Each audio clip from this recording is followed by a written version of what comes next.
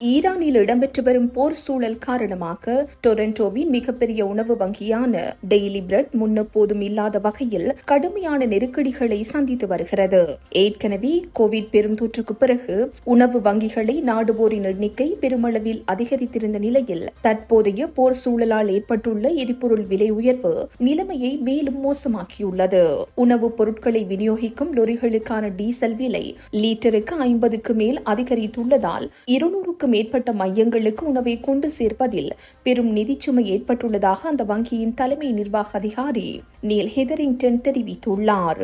விநியோக சங்கிலியில் ஏற்பட்டுள்ள பாதிப்புகள் குறித்து பேசிய ஹெதரிங்டன், கடந்த மாதம் டெய்லி பிரெட் உணவு வங்கிக்கு அரிசி ஏற்றி வந்த கப்பல் ஈரான் அருகே தாக்குதலுக்கு உள்ளானதாகவும் இதனால் அத்தியாவசிய உணவுப் பொருட்கள் வந்து சேர்வதில் பெரும் தாமதம் ஏற்பட்டுள்ளதாகவும் குறிப்பிட்டார். சர்வதேச ரீதியாக நிலவும் இந்த பதற்றங்கள் டொரண்டோவில் உள்ள பல்லாயிரக்கணக்கான உணவு பாதுகாப்பற்ற மக்களின் வாழ்வாதாரத்தை நேரடியாக பாதித்துள்ளது.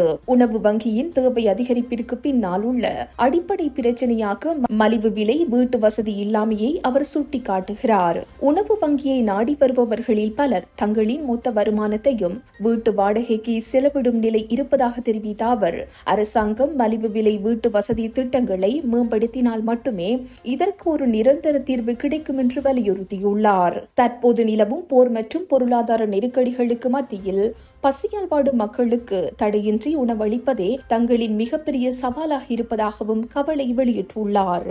இந்த செய்தி உள்ளிட்ட மேலதிக விரிவான செய்திகளுக்கு www.behindmenews.org என்ற எமது இணைய பக்கத்தினை பார்வையிடவும்.